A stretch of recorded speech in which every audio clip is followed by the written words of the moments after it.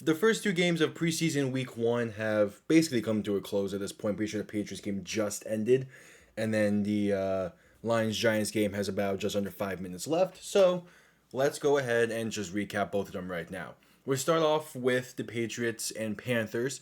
Drake May only plays a drive in this game, so there's not much to really talk about on his side of things.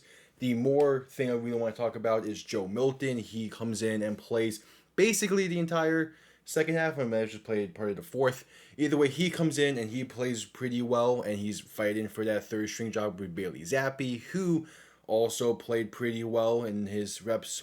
The main thing with Joe Milton is his scrambling ability is a little more. He had to play late into the third quarter where he extended the play incredibly well and then scrambled for a good chunk of yards.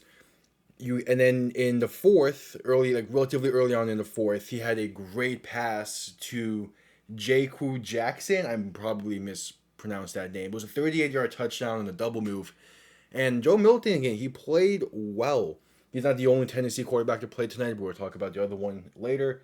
Keishon Booth also played well in terms of New England receivers, but again, most of the receiver room is kind of quiet today, and not much we talk about. It is preseason, so everything is taken with a grain of salt, but that's just the things I saw. Carolina did not look good. The main thing I wanted to look at for Carolina was their offensive line, and their offensive line was not good. They did sit a majority of starters. I believe the number was like 39 starters. So, again, grain of salt, but they didn't look great. They had Jack Plummer start the game and play the majority of it. Then into the fourth, they had Jake Luton play, and that's what had the one scoring drive. It was a field goal drive. Just not much going on with Carolina today. Both sides of the ball looked rough. New England looked like New England. Their defense played incredibly well, and that goes to show that as long as it's a Belichick tree, it's a Belichick style defense. Their defense is going to be a really good defense.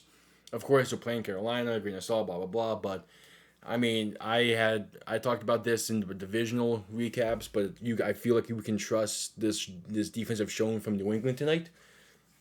Yeah, so New England wins 17-3. We're going to talk about the Lions and Giants as well real quick. The Lions debuting their new uniforms. I think they look nice, but it's new uniforms. That's not really the main point of this. They had Nate Studfeld start in, as they have kind of a QB battle between Studfeld and Hendon Hooker going on. I thought Studfeld played well. He got a little extra reps because Hendon Hooker, who also played relatively well, had a really nice scramble where he lowered the shoulder. But he goes down and leaves the game early with an injury. So gotta keep an eye out on that. I do think Hendon Hooker can be a really, really good backup for Detroit, which they talked about on the broadcast. Detroit's backup QB position is something that's a little bit of a question, but you hopefully don't have to worry about it. The last year with the NFL, we saw how valuable backups were. In terms of kind of what anything else to Detroit, Jake Bates was called upon for a 53-yard field goal to get the scoring started. He drilled it in the rain. I know there were some reports when surrounding Jake Bates that he's struggling in camp, maybe not being the most reliable. But at the end of the day, as long as he can hit these during the game, it doesn't matter about practice. So him drilling his one shot tonight, I really like. I was a big fan of Jake Bates in the UFL. If you watch any of my streams of the Michigan Panthers, so yeah, obviously I'm keeping an eye out on him.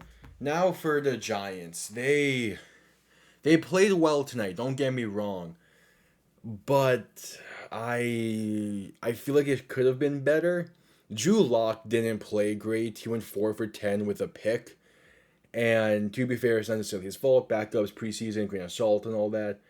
But he goes down, leaves the game early with an injury, which the reports are that it's not a severe injury and he could have returned, but they didn't need him to return.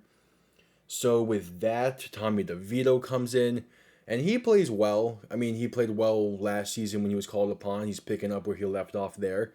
So I like that.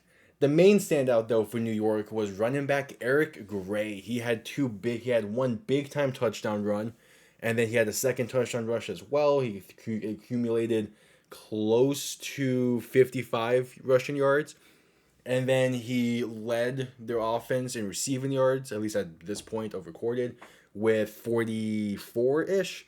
So he really stood out along with rookie running back Tracy. Let me find it real quick. I want to say it was Tracy Torture, but I'm guaranteeing that to be wrong.